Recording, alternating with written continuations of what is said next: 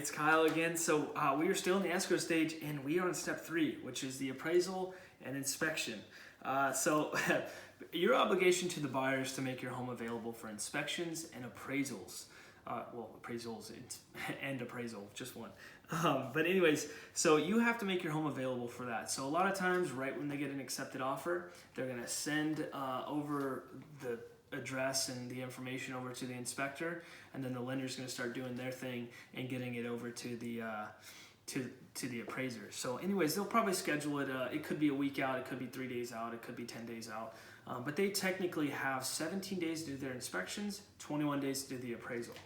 So they have to get them in before that. They're not going to do an inspection on day 28. They just can't, because it's not, you can't do that. It's 17 days only, which makes it good. So for the inspection, it doesn't really, not that it doesn't matter, but you just leave your home how it is. They're going to go through, they're going to check, make sure all the appliances are working. They're going to check to make sure the foundation's good. They're going to make sure the roof's good.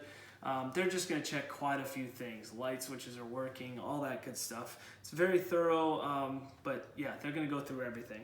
The inspection doesn't matter as much as the appraisal. So the appraisal is more important, I would say, because the appraiser works for the bank. So the lender who's doing the loan for the buyer, they contact basically the bank that's going to actually give them the money.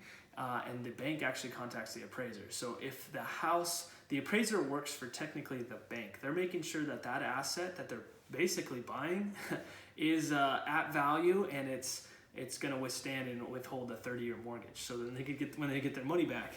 Basically, that's how it works. So that's who the appraiser is. He works for the bank and the bank that works for the lender, and the lender that's doing the loan for the buyer. Kind of confusing. But anyways, with the appraiser, there's some small items that need to happen to ensure the safety of the home.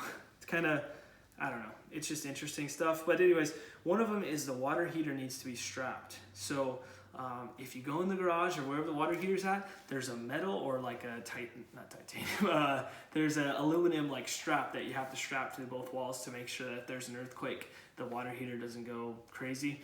You just have to make sure it's strapped. It's usually, I think you could buy the strap for like $69 on Amazon. And then get someone to install it for $25. But if you need that, we can help you out. We have handyman contractors. Anyways, but you also need to have smoke detectors in each bedroom. So each living space that's considered a bedroom, you need to have a smoke detector up there. And then you need to have a carbon monoxide detector on each floor of the property. So if it's a 2-story, you need to have one on the upstairs and then carbon monoxide on the downstairs. You can order all this stuff on Amazon, and a lot of times, if I don't notice it, or if I'm walking through the house and I notice it, I'll let you guys know about it. But sometimes I miss it, which, you know, it could happen. Just make sure that those items are in the property before the appraiser gets there. The inspector doesn't necessarily care as much. The appraiser, if they see that the water heater's not strapped, they'll have to come back out and make sure it is, which they have fees for that. So a lot of times the sellers get stuck paying for them. It's like $150. It depends on the appraiser though. So you really don't want to have that happen. So just make sure that stuff's up on that. So I would recommend that for the inspectors and the appraisers, the appraiser, he's not going to be as long as the inspector. But if you want to see what they're talking about on the inspection, like let's just say you're like, well, I want to see what they're inspecting. I would say don't be here the whole time. Come at the last 15 minutes with the inspector, and he'll actually go through and show you exactly what he's talking about. Like right here, I found dry rot. Anyways, I would say don't argue with the inspectors. You know, if you see something that they're like, that's not dry rot, that's paint or whatever mold, don't just be amicable with them.